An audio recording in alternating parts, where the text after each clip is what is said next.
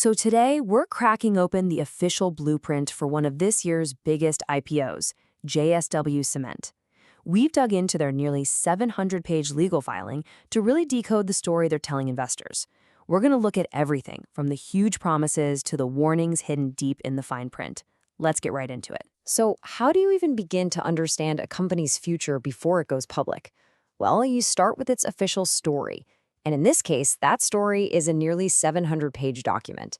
It's dense, it's packed with legalese, but honestly, it's also kind of like a treasure map.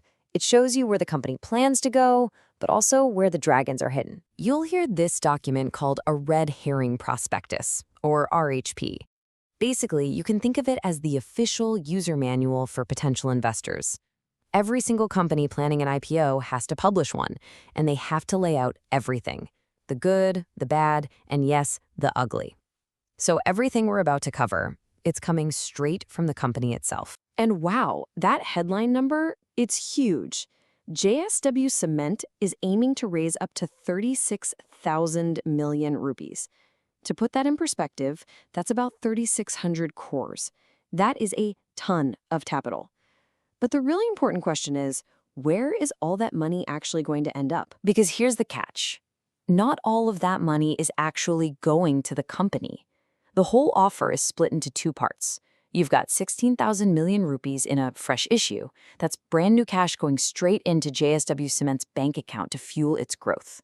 But the bigger piece, 20,000 million, is an offer for sale. That money goes directly to the company's existing owners who are selling some of their stake. It's a really key distinction to make. The company itself is only raising about 44% of that big headline number. All right, let's follow the money. Where exactly does JSW Cement plan to spend that 16,000 million rupees it's raising for itself? Well, the prospectus gives us a very clear roadmap. And when you look at how they're breaking it down, their priorities become crystal clear. The lion's share, 9,000 million, is going toward a massive new cement plant in Rajasthan. Then another big chunk, 5,200 million, is slated just for paying down their existing debt.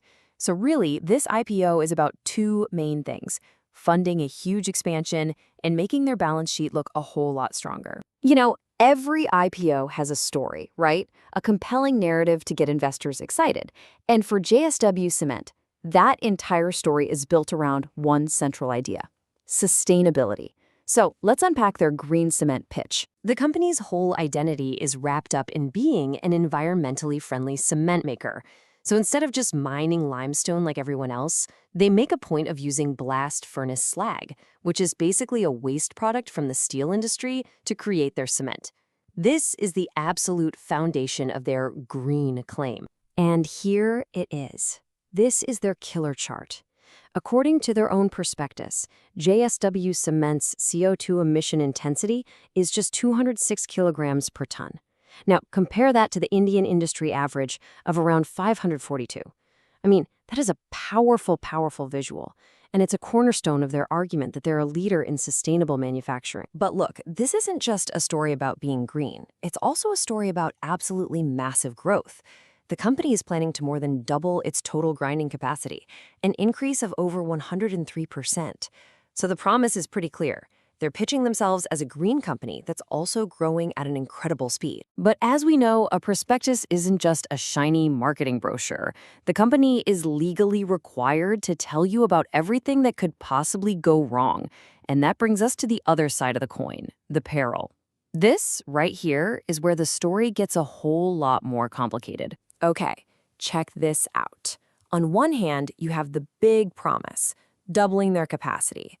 But right next to it, buried in the fine print, you have this direct warning from the company itself. They're saying, hey, these massive projects, they might get delayed, they might go way over budget, or they might not even happen the way we've planned. And this isn't just some theoretical what-if kind of risk. The company's own document gives us a perfect real-world example. Their Salbani grinding unit ended up costing over 1,200 million rupees more than they budgeted. So that history of cost overruns makes this particular risk feel very, very real. And the warnings don't stop there. The document outlines this whole universe of potential problems, and we can pretty much group them into four main buckets. financial risks, operational risks, legal and regulatory stuff, and even risks tied to the wider JSW group. So on the financial side, they're very upfront about their debt. This quote says they have substantial indebtedness. In plain English, that means they owe a lot of money, and making those debt payments eats up a lot of their cash. It can really limit their freedom to make strategic moves, which, of course, is exactly why they want to use a chunk of this IPO money to pay some of it down. Now, under the legal risk section, we find something pretty serious. This direct quote reveals that the company's own promoters are caught up in an ongoing investigation with SEBI, the market regulator, for supposedly breaking securities law. Now, that's a pretty big deal for anyone thinking about investing. And those legal issues, they even spill over to the broader JSW group. The prospectus has to mention that a sister company, JSW Steel, was tangled up in a case alleging a huge loss to Southern Railways.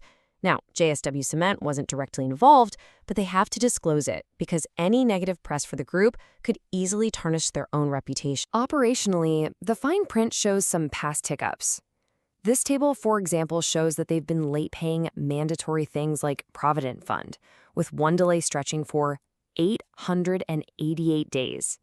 I mean, sure, the amounts aren't massive for a company of this size, but a pattern of consistent delays like this can sometimes be a warning sign about a company's internal processes. And finally, this is a really sobering operational risk. The RHP reports that there was one fatal incident at their facilities in the last fiscal year and 2 the year before that. It's a stark reminder of just how dangerous heavy industry can be, and it's a critical risk factor for any company in this business. So after weighing all this, the big promise versus the serious peril, what happens now? Well, from here, the whole process moves incredibly fast. Here's the official timeline. Bidding for the big anchor investors kicks off on August 6th. Then the offer opens up to the rest of us, the general public, on August 7th. And it closes just a few days later on August 11th. That is a very, very narrow window to make a decision. So there you have it. That was our tour of the official blueprint. And it's so important to remember that a document like this, it's not an answer key. It's not designed to tell you yes or no. Its entire purpose is to give you all the information, the ambitious plans and the stark warnings, so that you can start asking the right questions for yourself. And that really leaves us with the final question. JSW Cement is telling this amazing story of green ambition, incredible growth, and market leadership. But its own blueprint also details some really significant financial, legal, and operational risks. So which of these 2 stories is going to define its journey as a public company? I guess we'll see. The market is about to decide.